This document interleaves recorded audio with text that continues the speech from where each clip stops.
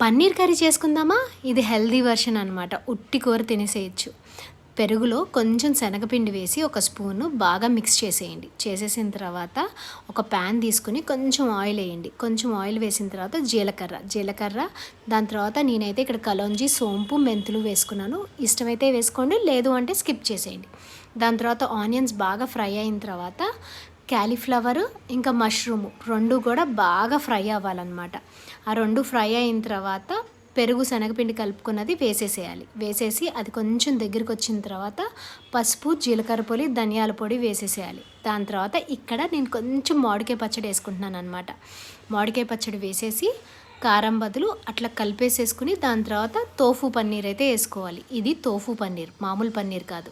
దీన్ని as it is అయినా తినేసేయచ్చు మన లంచ్ రెసిపీలో. లేదు అంటే కనుక ఒక మల్టీగ్రెయిన్ చపాతీతో అయినా తినేసేయచ్చు. నాదైతే కనుక యాజ్ ఇట్ ఈజ్ తిన్నాను అనమాట.